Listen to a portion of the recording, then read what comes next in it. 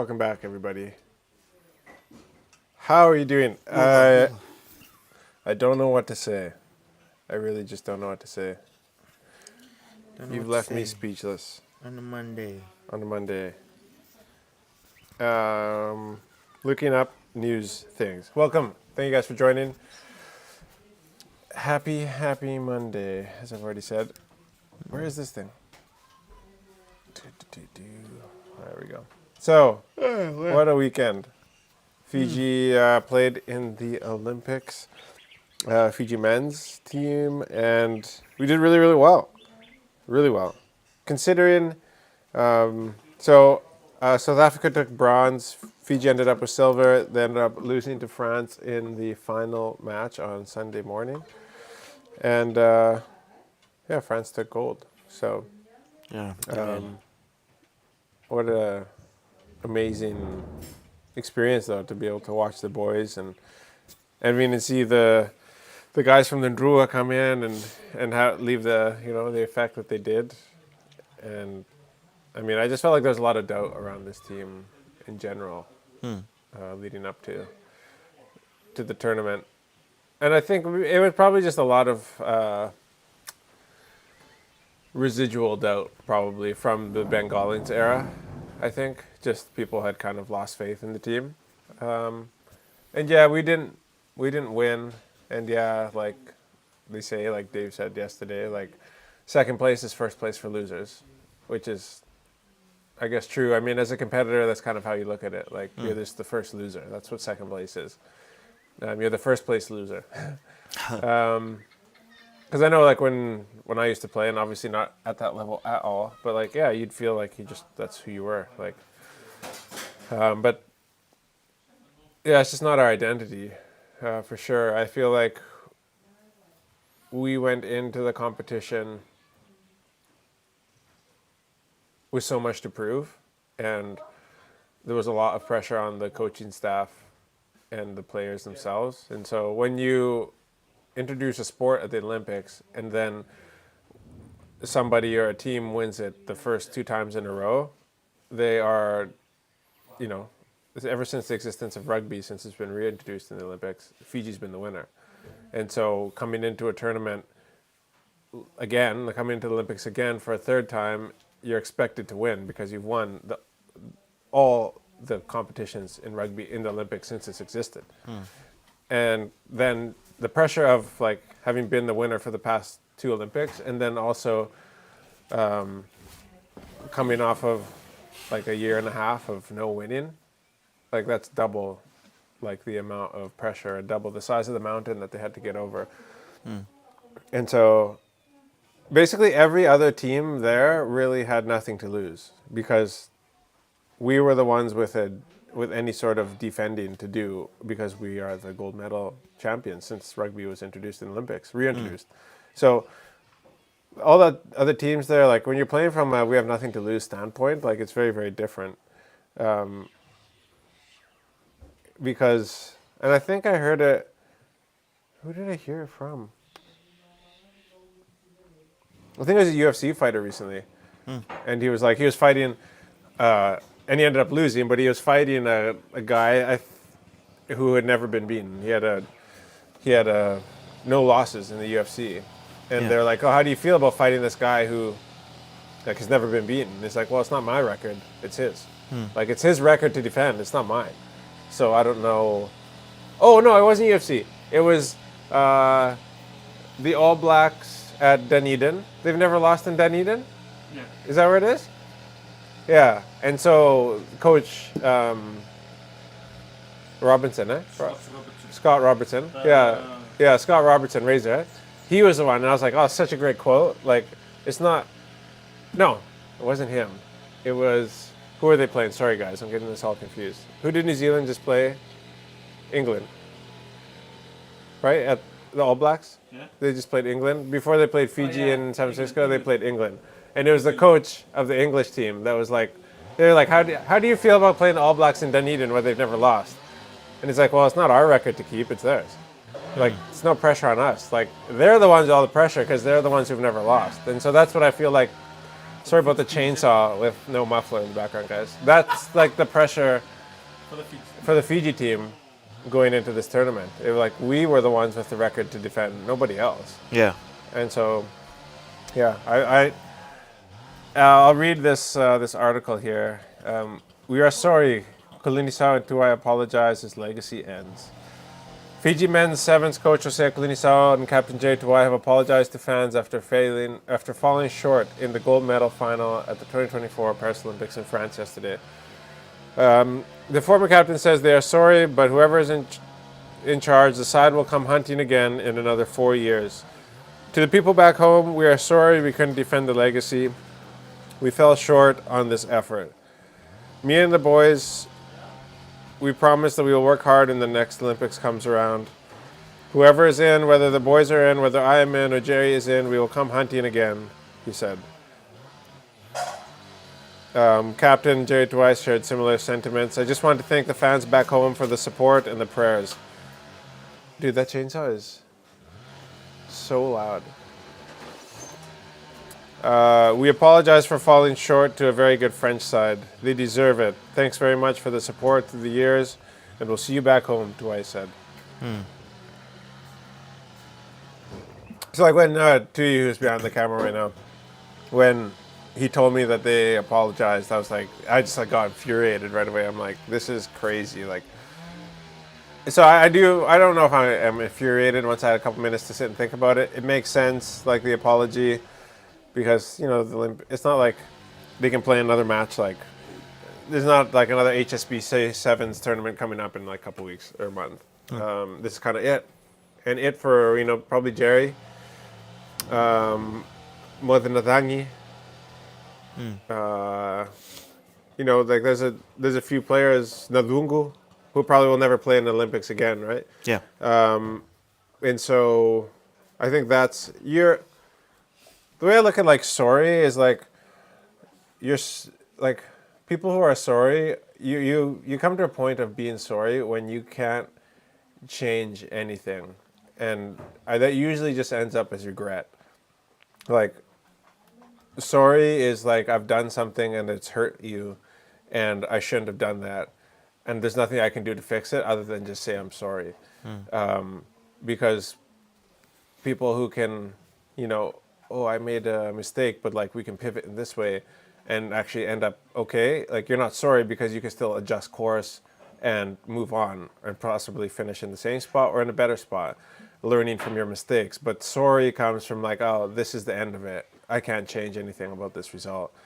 And so that from that point, I understand sorry. But also I don't accept their apologies because I don't think that they should be apologizing because, like I said, Fiji was the only team with a record to defend going into the Olympics. And we lost to a good French side at their home tournament with DuPont. I can't even talk about him without like my blood boiling. And saying things that aren't Christian-like. So, yeah, so we were the ones with a record to defend, and we had the whole, you know, the whole nation, and the team was coming off of a year and a half of losing streaks, basically under the coaching of Ben Gollins. And so, not that, like I said, I don't think Ben Gollins is trying to do a good job. I just feel like he just couldn't get into the rhythm with Fiji. I don't think he was just a good coach for us. Yeah. He's a good coach. He was one of the best players ever. Like, I don't know if many of you remember Ben Gollins as a player. Like, when he was playing with Serevi, he was the highest scoring English player, point scorer, I think up until recently when Dan Norton overtook him. I think that was the last person to score more than him. But like, he was like the king of point scoring when he was playing. Yeah. And so I don't think he was trying to do a good job because I don't think that actually helps him in the long run with his resume or whatever. Anyways, like I always say. But so Fiji had all the pressure because of our record, and we were coming off of, you know, a year and a half of not winning anything. And then we came back with a great team who prepared in a very short amount of time, and with, you know, a few new players and a brand new coach. And then we flew to the other side of the world to play a home team in their home stadium with their home fans. and we made it to the final. And so like when you're a traveling player, like I played rugby in England for a little bit, and it just like you're just not at home. You just don't feel like you're at home. Like there's nothing like being at home and playing from home and just driving to the rugby pitch, and then like showering and going home. And we were just on like a 1 month tour, and it was just like, oh, this is cool, but it doesn't. You don't feel like you're ever settled. You don't feel like you're in your groove, and so. Yeah, I feel like we're playing away from home. We're playing against a great team at their home.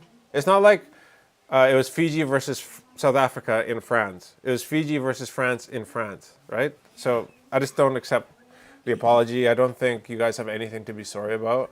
And for anybody who feels like they should be sorry, like screw you, and take a hike. You guys did the best that you could, and we all see it. And I know there's people talking about the ref and all this stuff, and like that's the reason why Fiji lost. Like, no, we lost because we lost to a good team. That's it. Like, there's a couple marginal things maybe, but like I think the reffing was actually pretty good. I think they let the game go like play on. Because I didn't like all the reffing like for the whole tournament. I thought they referred to the TMO like for every single try ever. Yeah, but yeah. Anyways, I'll stop my rant. I think. You guys don't have anything to be sorry about. We're proud of you, and you guys did way better than you should have actually done. But I called it. I said, like, they can win the Olympics. And, like, there you go. We were in the final. Yeah. Kritish says the boys did great considering the immense pressure they were under. Yep. No. Yeah. Well said. Yes. So... You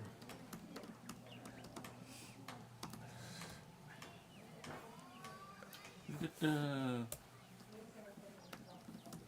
country so Anton Tamata 20,000.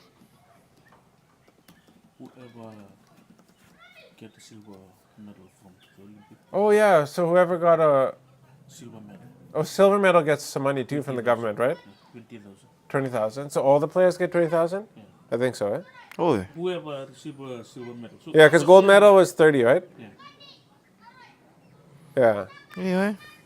And then silver is 20,000, and bronze is 10.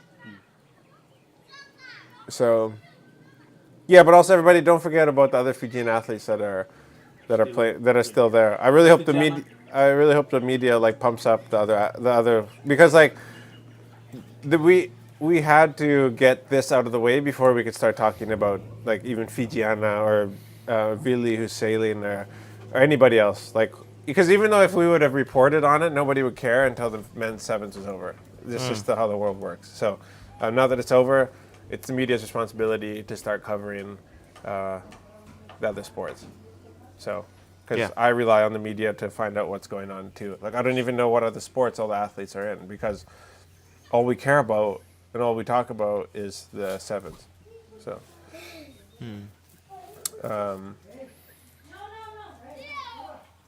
Yeah.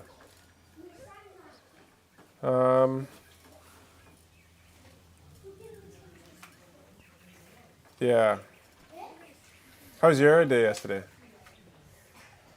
Yeah, that was okay. Yeah? Went to watch a movie. Sat down with You seem like you got caught up like mid-service and then you kind of disappeared. me. Yeah. And when? I mean, I'm not going to go deep on it. No, but you walked out of the church. Like kind of halfway through. Oh yeah. And then, did you have a good talk with whoever you were with? No, I just. No, I mean like when you went after church. Oh like yeah. good hangout? Yeah. What's his name? Wooly. Yeah, that's good. We had, I thought the sit down, service yeah. yesterday was great. It was. Yeah. It was great. Like I felt it in the.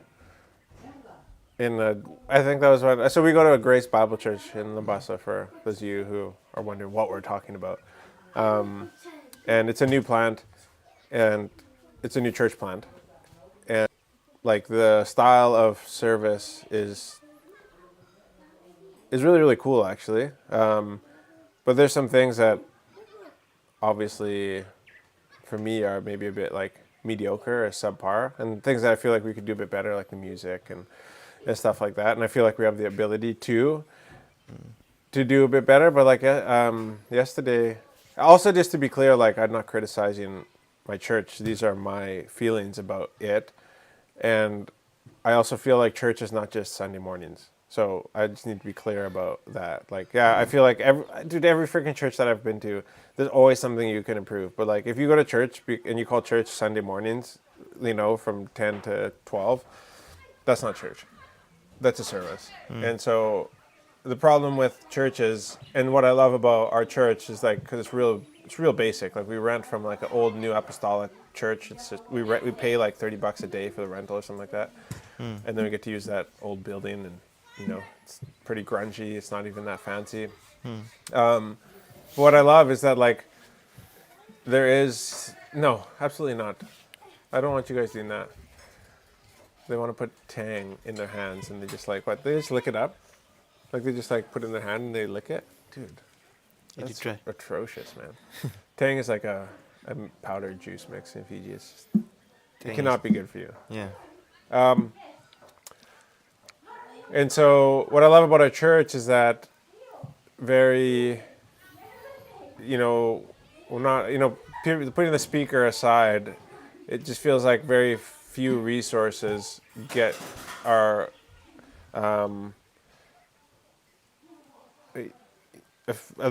small amount of resources are spent on the Sunday morning experience. And a lot more of the resources like pastor's time, like finances, from the offerings, are spread out throughout the week through small groups that happen, through prison ministry that one of our pastor Gabby does.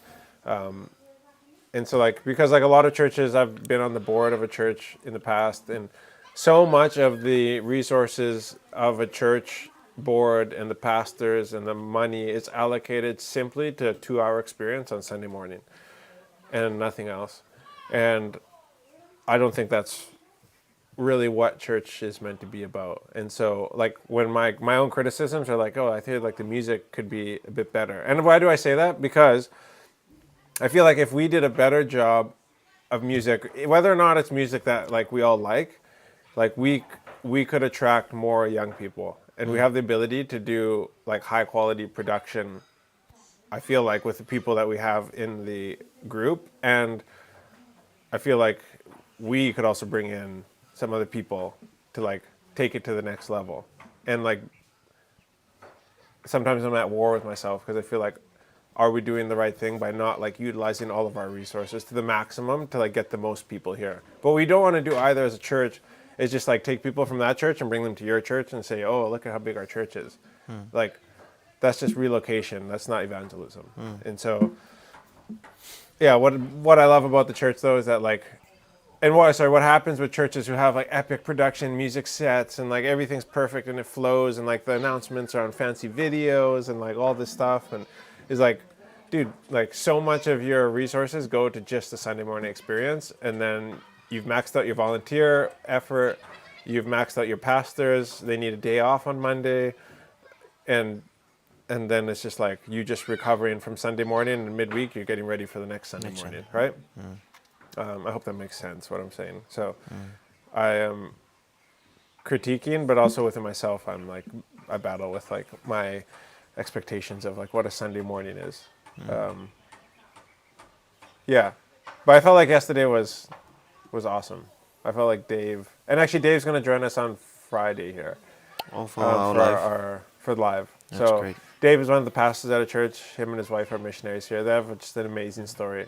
So if he's willing, I'd like him to, kind of share some of his personal testimony and his story, just to like fill you guys in on what they do in Fiji and kind of what they're coming from and kind of the lens that they see life through now, and what they're involved in. And then I'd like to just have some intentional conversation with him on the live as well.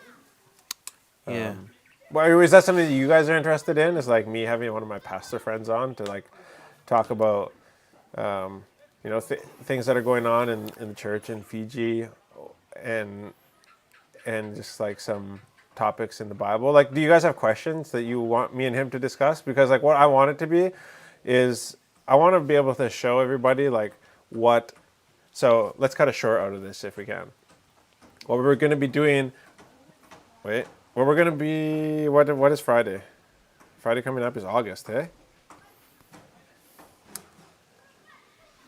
Friday is gonna be the 2nd of August.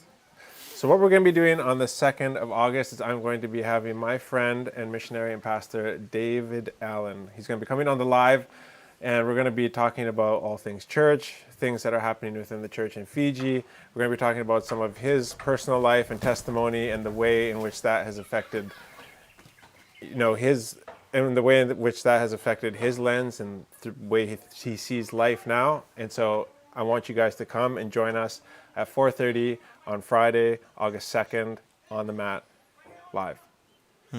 So yeah, anyways, I'm doing that because I want you to be able to cut something out of this. But yeah, I just feel like if there's questions that you guys have that you would like me to talk about with my missionary pastor friend David Allen, please drop them. Like anything that you've got questions about the Bible, or if you got things that you're at war with yourself with, like, well, if God is good, then why do bad things happen? Questions like that. Like, let us know, and then we'll try to tackle some of those. And what I want to do with him is just have an intentional conversation about life and some of the things that stand out to us in our lives in the Bible.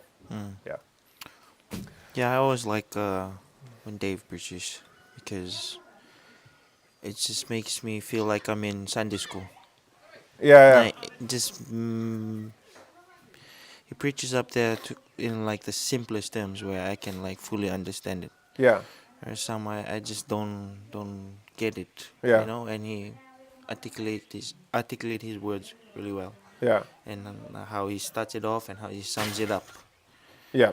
And just it's something I always love about when with our Bible studies, eh? Yeah. Yeah, when he does that, Yeah. the whole Yeah. activity, like, whoa, it's just Like sick. how he walks us through. Yeah, like how the he diff- walks us yeah. through, and just we give our opinions and answers. I believe that's what We use Bible I study, statements. you, Yeah. what the Bible study is Yeah. supposed to be like. Because from what I've always understand, Bible study, or what I've went through, a couple of Bible studies, sort of like more like preaching. Like, give to this guy, he studies it in the week, your word, Oh. and then just like comes and shares it with us. Oh, really? And then like, okay, and then Sing. well, like when the first night where we went on that Bible study, I was like, whoa, this is Different. so different. Oh, and I love it. interesting. See, that's what I'm used to. Yeah. That's the way I used to lead Bible study. It was like the less you can, like the way I always thought is like the less I talk, the better the Bible study. Like a Bible study leader is not like a leader. Bible study leader is like a facilitator of conversation. Yeah. You're simply there to just walk people through, redirect conversation if it becomes inapplicable or inappropriate or just impractical. And Bible study leaders should just, be there to just like ask those good questions and like take that like society and take that like out there and like turn that finger back to you, right? Yeah. Yeah. Yeah. It's something I always, and he brings that kind of field into his preaching, Yeah. Yeah. and just like, oh, yeah, your attention spans. Yeah, it's really interesting actually. And is there any questions or anything? We're probably kind of It's just question on business. Oh, okay. I'll answer that question after this. But we were on the way home from church yesterday, and actually at church, I think church yesterday was just a whole experience for me because while I was in church, we were singing some songs, and they're like old worship songs, and that's kind of like more of the stuff that we sing at our church is like older stuff, and I love like some of those old like worship songs. Like sometimes you just come in a mood, and for whatever, it's like, oh, this is cheesy today, and like that's not the people, that's me. And then yesterday I was like, dude, this just hitting like different. Like some of those old songs just like took me back to when, because I used to be on a worship team and I would lead with my friend Kenton, and I was like, oh, dude, I remember doing these songs, and they, for some reason, a couple of the songs actually reminded me of my grandma. And here I'll play. I can't actually remember. The name of the song? Yeah. What's the song?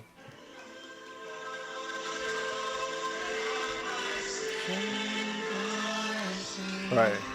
Do you alone when my spirit yield? For whatever reason, that song was like, I was like, dude, I picture my grandma because she used to have this, like, it's called a synthesizer. And I'm actually, because she sold all her stuff, I asked if that could be for me. So all the grandkids could, like, pick their claim on, like, all the grandma stuff. Like, there was no fighting. Like, I think I got my grandpa's old watch, like, from, like, the 1800s. Yeah. An old watch. And I got my grandma's synthesizer and a couple other things, like some cups and stuff, like china for my grandma. And so I remember her like playing this, like it's like a electronic machine, and you like it has keys, and you like slide your fingers up and down to the side. Oh yeah. I'll show it to you later. I mean, there's lots of different synthesizers. This is a specific one, and I just remember her playing that song on it. Where is? It wasn't. Yeah, if you type in synthesizer, it's not actually going to show what it is. What it is, eh? Something. It's a something phone. Oh shoot! What is the name of it? It's like an oval shape. Shoot. Anyways. So there's that song, there's another song, and I recorded them. That's why I have the recording. I recorded it, and then I sent it to my grandma.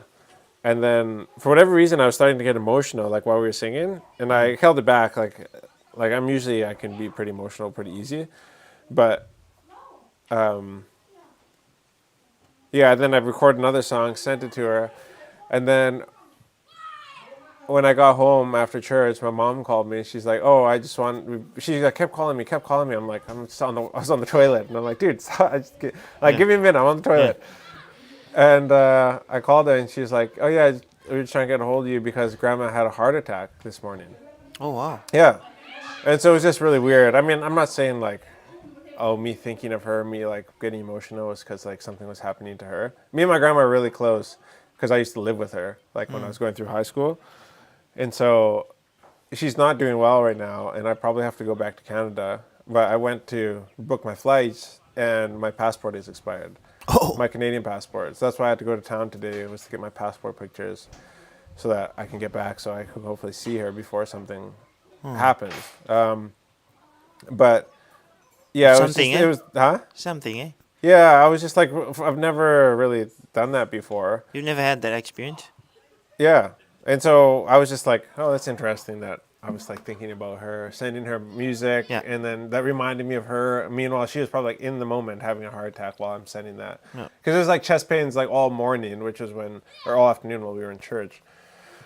And so, yeah, that kind of just like hit me a little bit. And then also just what Dave was talking about, like humility. There's a bunch of stuff in Dave's message that kind of hit home. And then when I was on the ride home, I was listening to another sermon from a pastor that I really like, who used to be a pastor in Canada. His name is Mark Clark. Clark with an E on the end. Clarke. And so if you guys, he has Tourette's. And so in the middle of the sermon, he can just swear.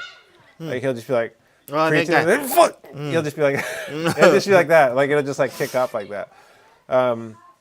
But he's got such a crazy story, like his background, and how he grew up. Like he should not be a pastor, but he's written this amazing book, and the way he approaches, like he loves apologetics, and the way he approaches the scripture is like he was a skeptic, and so he wrote a book about like the gospel, explaining the gospel to himself, like as a skeptic, and that's how he presents his sermons, is like, hey, you might be thinking like, hey, well, how can God do bad things to good, make bad things happen to good people? And he's like, well, this and this and this. You're like, holy smokes, that makes sense. So we're listening to a sermon by Mark Clark. He's now in a church down in the States.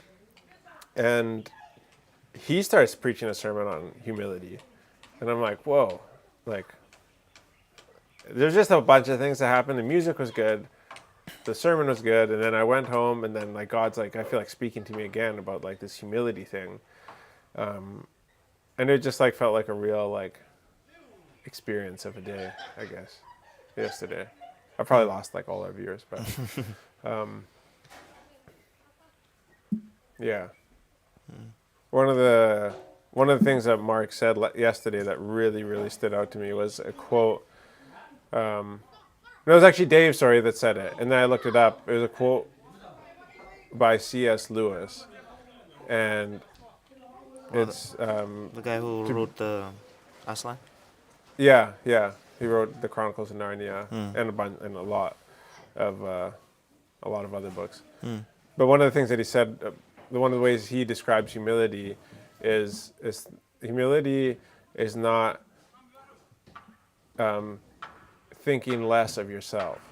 Humility is thinking of yourself less. And I was like, when Dave said that, I was like, whoa. Like, that really, because usually, like, you're like, oh, to be humble means like I'm worthless. Like I don't need to, I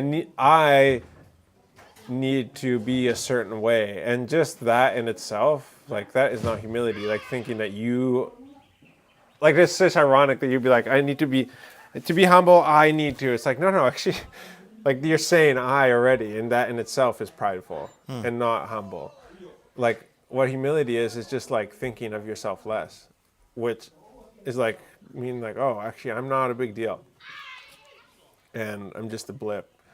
And that'll just cause you to like just automatically think of others and think of others first. And that was just like, when I was thinking of that, I was like, oh, that's my grandma. Like, she's a very feisty lady. Like she is not a pushover. So she does not think she's worthless, but she thinks very little of herself. Like she doesn't think about herself much. Like she always puts other people, like even when she was having a heart attack yesterday, they were saying like, or she said, yeah, I was having pain, heart or chest pain like all day, and then finally they had to take her to the hospital, and they're like, oh yeah, you've had a heart attack. She's like, yeah, but I didn't want to bother the nurses because like I know that they're busy helping other people. It's like, dude, like you just are like thinking about like, I don't want to bother the nurses, and you're having a heart attack. It's like, yeah, she's that type of person. And so, yeah, I just found that like really interesting. Yeah. Being humble or humility is not thinking less of yourself. It's thinking of yourself less. Yeah. Anyways. Are you planning on going soon? Yeah, once I get my passport, if something doesn't happen. Right. Yeah. Because I talked to Steph and I was like, oh, zoom out. Like I can't control, like, you could die. Yeah. I could die. I mean, my kids can freaking, something can happen over there and Leaky could fall off a horse right now and smack his head and be dead. So you can't, like, regret not having your last words, or being there in the moment that someone passes away, because at any moment, any of us could die. Yeah. And so that's not the way I need to see this situation. Is like, if I don't get to her, then I've made a big mistake. No, it's not that. It's just that, like, I would like to see my grandma, if I can, before she passes away. Yeah. If she's going to. I mean, who knows? She might actually recover. There's crazy procedures that they can do in Canada and do them really fast. It's just like at the moment she's got fibrosis in her lungs, which is where your lungs start hardening up. Like smokers get that and stuff. And that fibrosis is also spreading to her heart. So like it's just like stiffening everything up, and it crystallizes basically. And so eventually, like, you cut to the point where you can't breathe because your lungs are just like hard. And so until that kind of clears up a little bit, she can't, or like the progression slows, she's not a candidate for some of these heart procedures. And so, yeah, I was talking to Steph and I'm like, yeah, zoom out. I don't regret if something happens to her tonight. Like, I feel like I talked to her on the phone a lot, or, I could talk to her more. Yeah. But I feel like if I had the chance to like go and see her and I didn't take it, like 20 years from now, I would regret that. Right. Not just having that last going to see her, conversation. yeah. Even if I'm not there for her last dying breath or whatever.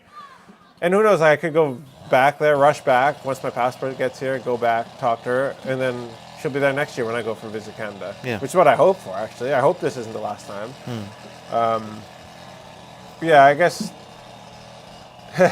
Mom was talking to the doctor today, because she was saying, we're talking to you about, I think she was like, we're asking you these questions also because like our son lives in Fiji, her grandson, and he, would like to know like, is it worth like, not worth, but like, is it a good idea for him to make the trip?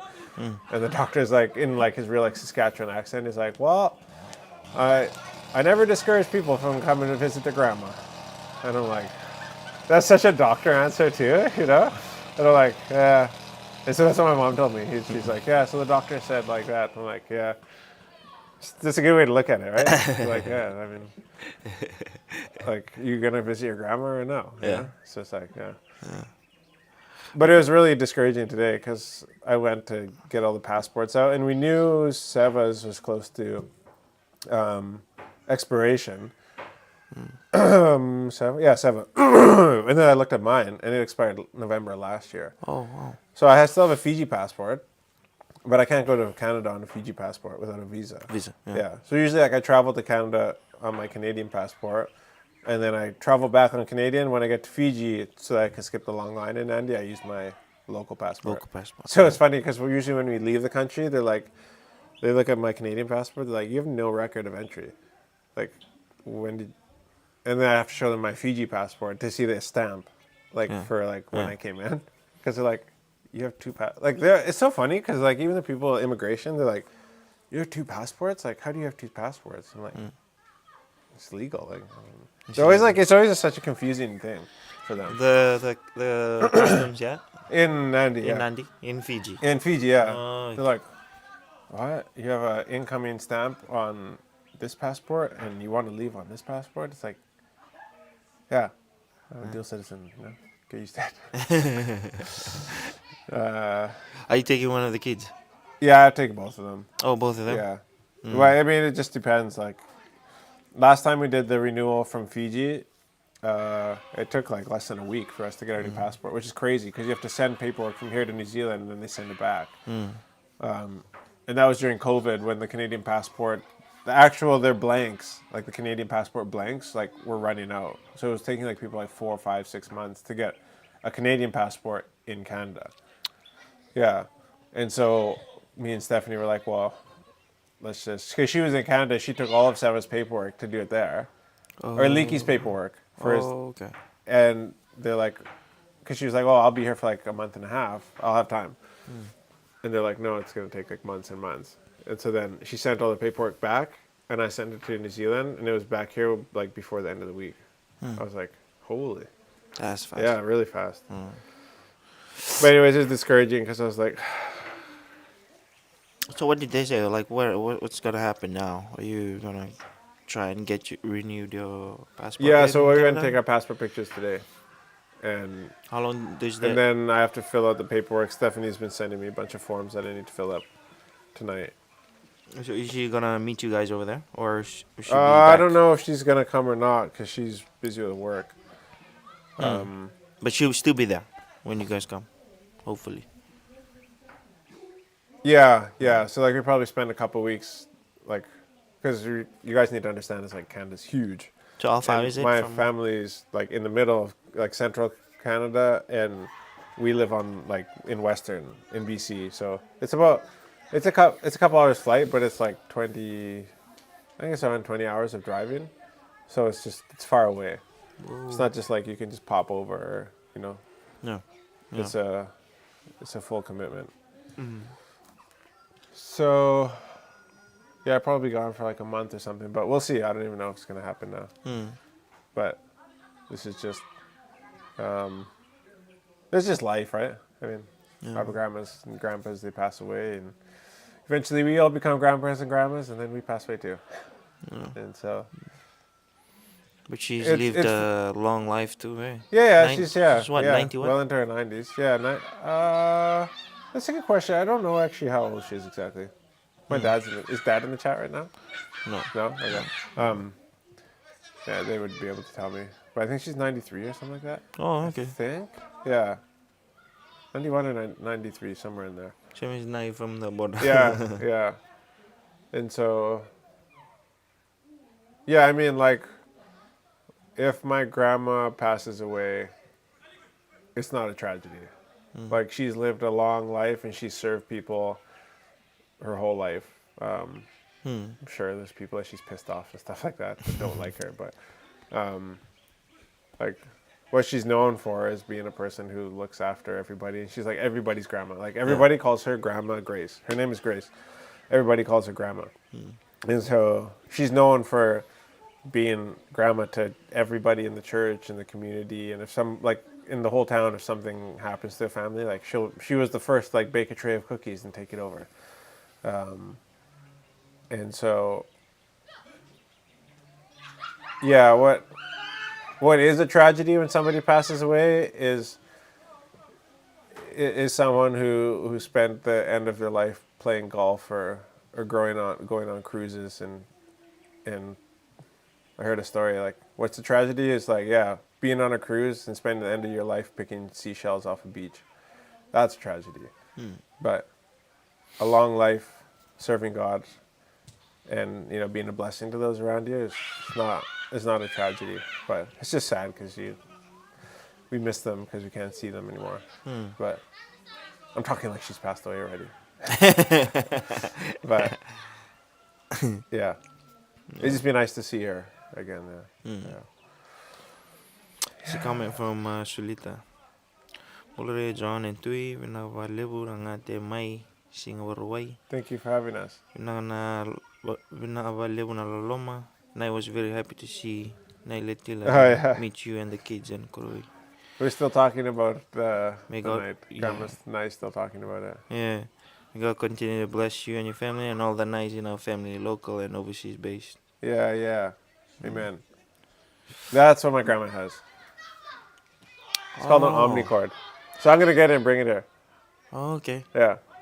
You So- press these buttons and then you use this as a slider. It's it's actually not a beautiful sound. I should find a video of omnicord. How does it sound like? Is it normal piano sound? No, it's pretty harsh. Yeah. It's it's like how people when people have guitars and stuff or like pianos like as a kid you see pianos like I'm not gonna go over there and like smash those keys up. Like you're gonna do it even though your parents are gonna be like angry at you. Yeah. So this is what it sounds like. It has like can people see it? Actually, Yeah. They I'm do. just like acting like me and you're talking there. But like it has like pre-built-in beats and so they're like real like cheesy like yeah.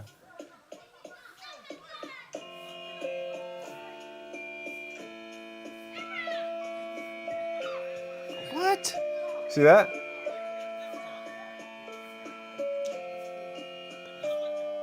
And does the one your grandma have it? That has the pre-beat? Yeah. Shoo. It just kind of sounds like that. Like, obviously, this is like a terrible. And she would play that with that song that was playing on Sunday. Yes. You alone are my strength, my shield. And she'd slide up the thing and everything. Dude. For some reason, I just thought about the omnicord. I was like, yes, I'm so glad I get the omnicord. Really? And there's all these like presets that you have on it too. Yeah. It's like so sick.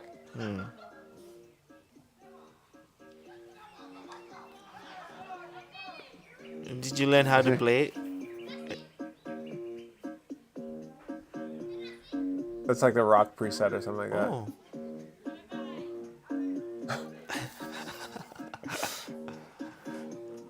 Did I learn how to play it? Yeah. So actually, this guy's not omnicord.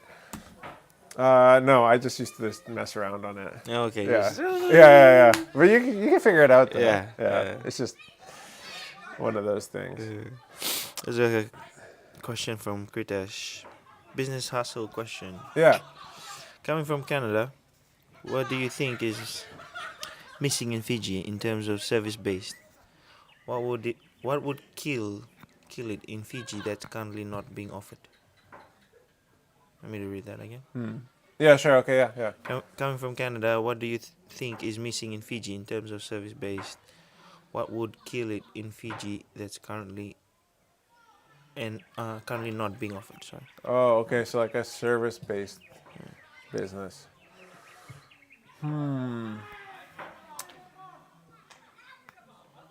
Yeah, Fiji is a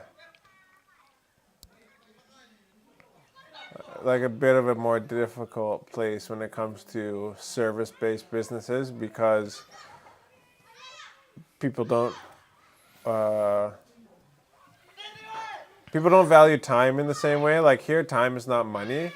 So when you're offering like a service-based solution to the general population, people don't transact their time in dollars. And so like the way we can sell a cleaning company, say, or a cleaning service is like, don't spend your valuable time cleaning your house when you could be, spending time with your family, or you could be, making money, and instead you're cleaning your house. But that approach doesn't really work in Fiji because like we don't look at time as a commodity that can be transacted on. Does that make sense? Yeah. Can you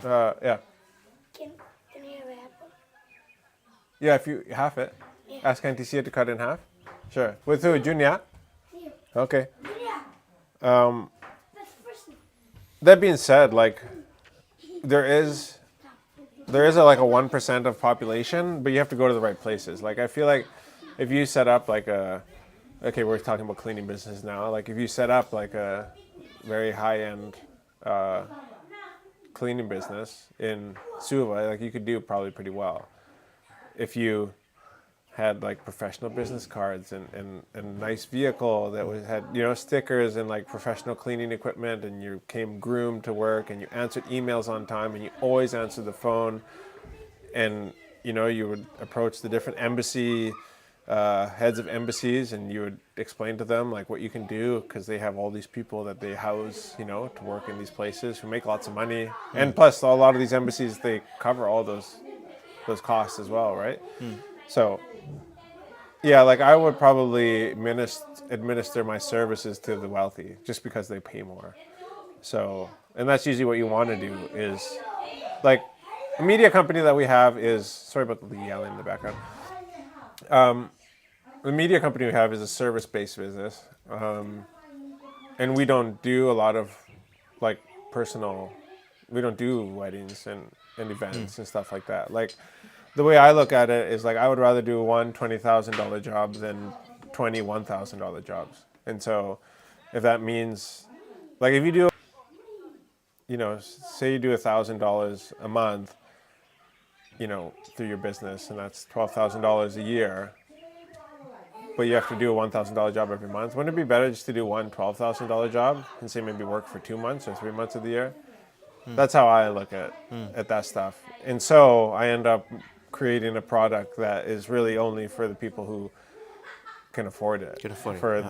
And like the product is of value. It's not just expensive just because, but like wealthy people will pay for time because because their time is a commodity that can be transacted. So when you do something for a person who can afford your expensive thing that you do, you better answer your emails, you better answer the phone, you better return the messages, and you better do the project well and do it fast.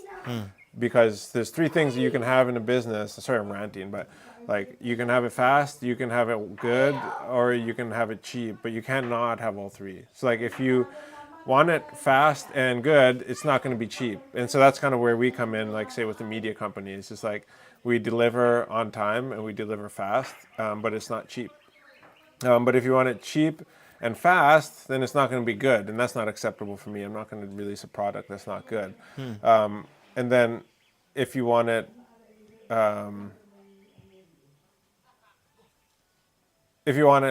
what did I say? Fast? Yeah, you can only have 2 of 3. Anyways, that's what if you want it fast and good, it's not going to be cheap. If you want it good and cheap, then it's not going to be fast. Yeah, that's the last one. So if you want it good and cheap, then it's just not going to be fast. It's going to take a long time. So Yeah. What I still didn't answer your question though. Maybe I can answer it on a short. Maybe you can make a note of that for him. If I Yeah. think of like a good service-based business that I feel like would kill. Yeah, okay. I'll screenshot his. I do his feel like there isn't a lot of services that are administered to people who are employed, like as teachers. People who do have like full-time jobs. There's two working professionals in the household. Like, what do people like that want and need, or what would they find valuable that they might not even know they want and need? But yeah, I mean, I really think like from a simple standpoint, I think Fiji's missing like a lot of just a good car wash.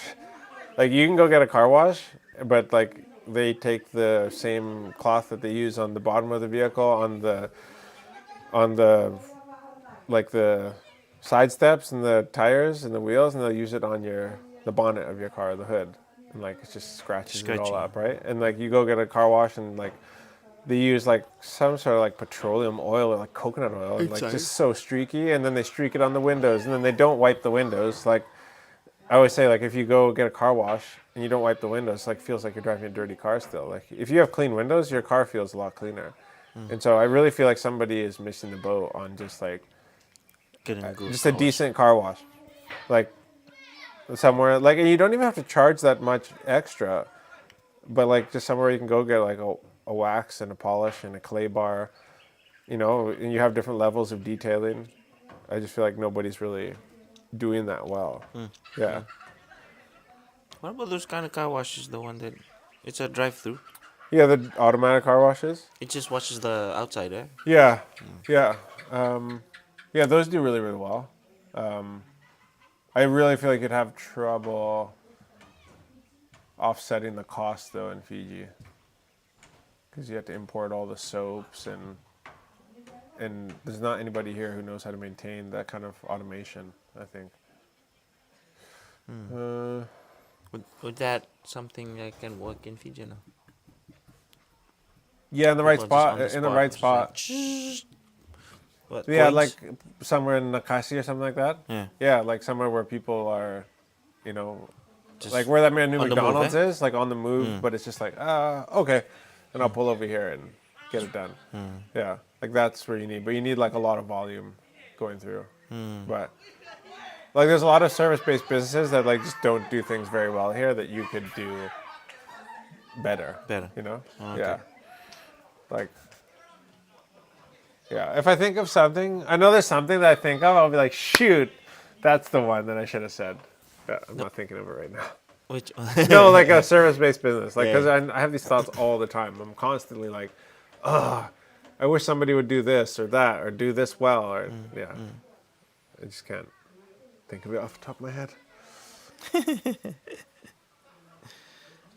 Yeah. Any other questions? We didn't put a story out today. No, Kritesh just agreeing. That was Kritesh's question. It's a very, very good point. Time isn't valued the same way in Fiji. Yeah, that's why you see a lot more like just like product-based businesses here. You know, like what is the first thing that everybody wants to do? They just want to open like a convenience store or like a grocery, or what do they call it? Like just a shop. Shop. And either it sells like all the same Chinese, you know, crap that is in all the other stores, or they sell all the same groceries that every other store sells. Because like the only thing that you can sell is a product, and the only way you sell products is if it's cheap or you give it away for free and collect credit. Yeah. Like really, like in Fiji, that seems to be the name of the game. Like, and so I think we're gonna have a part in changing that, and people will. Because once you introduce excellence, everything else starts to seem subpar. But it's just like a bunch of people need to, like once there's like me and us and a few like other businesses that introduce excellence, and they start getting all of the work, all the business, it's gonna raise, like they say, a rising tide lifts all boats, right? Lifts all ships. Yeah.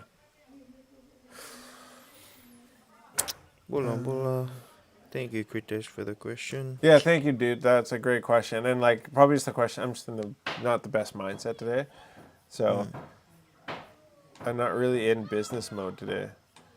Oh, I did. The Baltimore area teacher is accused of using AI to make his boss appear racist. Oh, yeah, you. Yeah, didn't he? He did a deep fake, right? And then he like made I'm, he yeah, he took his boss's voice Yeah. and then made it because you can take like clips of people's voice and then just give an AI text and it'll say it and it'll sound exactly like the other person said it. So what did he do? Maryland High School teacher, athletic director, yeah, is facing. It's also called the gym teacher, athletic director. Oh, it's like you're a gym teacher, okay? Is facing criminal charges after police say he used artificial intelligence to duplicate the voice of Pikesville High School principal Eric Eisworth, leading the community to believe Eisworth said racist and anti-Semitic things about teachers and students. We now have conclusive evidence that the recording was not authentic, the police chief told them. It's been determined the recording was generated through the use of artificial intelligence technology. How did he do it?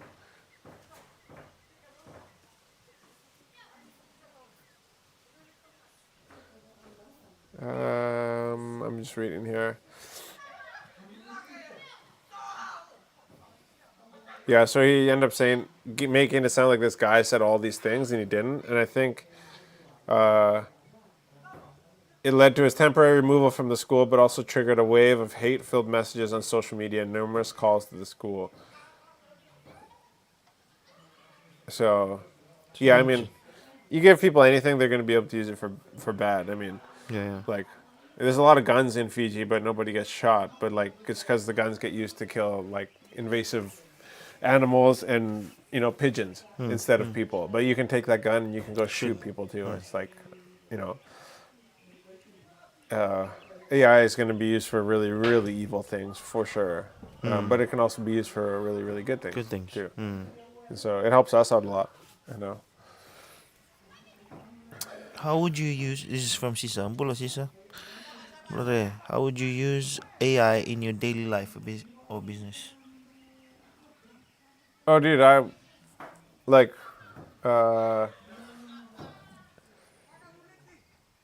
Okay, so here's an example of how I've used it. You can, like, if you're gonna have say like a meeting or something like that, and you know that, huh? No, I know. I'm not gonna talk. Yeah, I won't blow our cover. No, like if you're gonna have a meeting and you know that there's a way that you have to be discerning as a human being. Like AI is not just gonna fix things for you, but if you know like there's a way that you can talk to people that is more effective, like if I was going to try to sell my friend Dave at church on something that I feel like, oh, I want to be a part of changing, with the way we do church. I know that what is very important to Dave is discipleship. And so I could go to AI and be like, hey, this is what I'd like to introduce more modern music at my church. My pastor seems opposed to it, but what is really important to him is that discipleship is done very, very well at our church. So how can I talk to my pastor from an angle of the importance of discipleship in wanting to effect a change in the music to be of a more modern taste? And ChatGPT will give you a bunch of points probably that help you, Yeah. talk to people in a way that's important to them or help them understand things. I even, in day-to-day, I use it with my kids. Like if I have things that I need to explain to them that are very complicated, I'll be like, okay, let's just do something right now.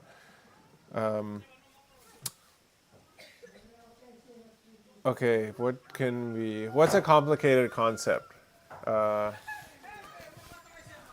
Okay, so what we were just talking about, time is money, right? So Seva's right here, he's 5 years old. How do I explain To a the 5-year-old. concept of In quotes, time is money To a 5-year-old. to a 5-year-old. Okay? Okay, he's writing some things down. To explain the concept of time is money to a 5-year-old, you can use simple and relatable terms. Here's a way to break it down. Talk about time. You know how we have, and so this is what you'd say. You know how we have a certain amount of time every day to play, eat, and sleep? And so I talk about earning money. When mommy and daddy go to work, they use their time to do important things and they get money for it. Now you make the connection, it says.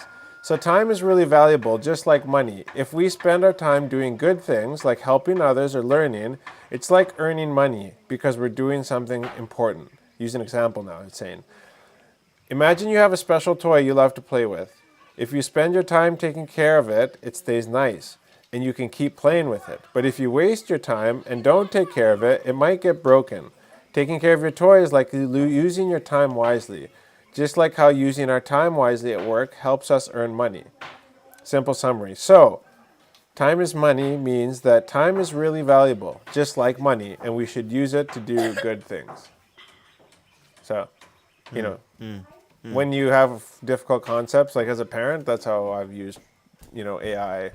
And I get it, ChatGPT is only one of the AIs. We use AI for a bunch of stuff, helping us transcript podcasts or come up with, helpful descriptions and stuff like that for some of the different pieces of content that we put out. There's all, in this, you can use AI to make videos for you. You can use AI to make pictures for you. You can take an idea that you have, break it down, like if you have a story, break the story down, put it into an AI image. So this is what you can do. You can take the script of the story you want, break it down into the scenes that you'd like to see, enter that into a AI that makes pictures. Take those pictures out of that AI, take those pictures and put them into a video creation AI, and it will animate those pictures for you. And then take that exact script and put it into AI that will turn it into transcript it into a voice, and now you have a narrated video, right? So that's like how we can use AI as like content creators, but yeah. Yeah. Kenneth, Bula Binaka. From Sisa again. Do you guys want my recipe for Coke Espresso? Coke espresso? Coke Espresso. Whoa. Have you ever heard of Coke No. Espresso? What is that? Is it with Coke? Let me guess. I'm just asking my AI here about it. 1 shot of espresso, 6 ounces of Coke, ice cubes. Optional, lemon or orange, slice for garnish. So first you're going to prepare the espresso, I assume, Sisa. Brew a shot of espresso using an espresso machine, obviously. Then you're going to chill it, all right? You're going to let the espresso cool down a bit. You can place it in the fridge for a few minutes if you want it to cool faster. Then you're going to mix it with Coke. You're going to fill a glass with ice cubes and pour the cooled espresso over the ice. And then you're going to add the Coca-Cola over the espresso and the ice. You're going to stir it gently. And like I said, you can add a slice of orange or a lemon if you want to garnish it a little bit. And then you're going to drink it. This drink will probably combine the rich, bold flavors of the espresso with a sweet, fizzy taste of Coca-Cola, creating a unique and energizing beverage. Am I close, Sisa? Am I close? And that's AI. AI is so useful. You can sound like a genius if you use AI properly. I don't know. I'm just trying to be a smart ass, Sisa. I'm not actually. No. Yeah.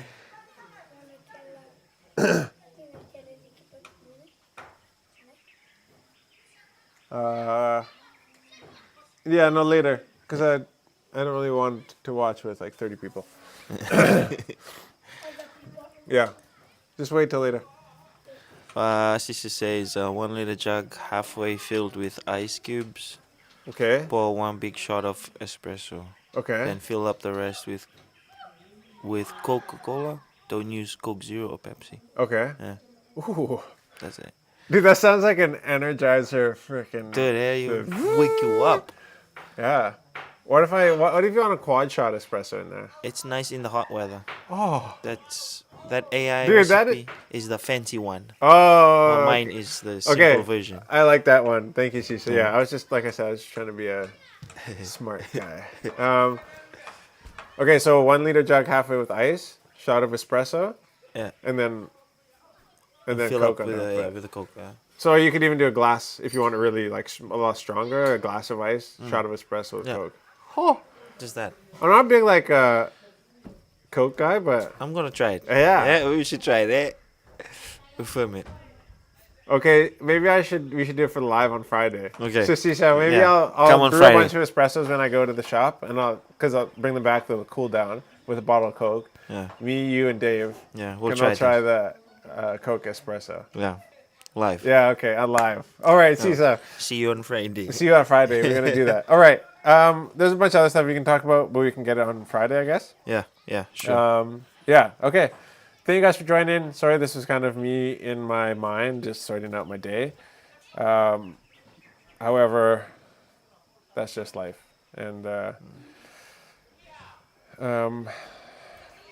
don't hate me. All right. Hey, Bulasemi, join us on Friday. Yeah, Friday, 4:30. Join me and my friend Dave. We're gonna talk about what brings him to Fiji as a missionary and kind of what he's involved in and kind of a bit of his life story. It's gonna be a fun one. All right, love you guys. Thank you for joining. This is On the Mat. My name is Jonathan. Sponsored by this brand right here. Lovely. If you guys want anything, go check it out on walkoffarms.com/apparel. We'll talk to you guys on Friday. Peace.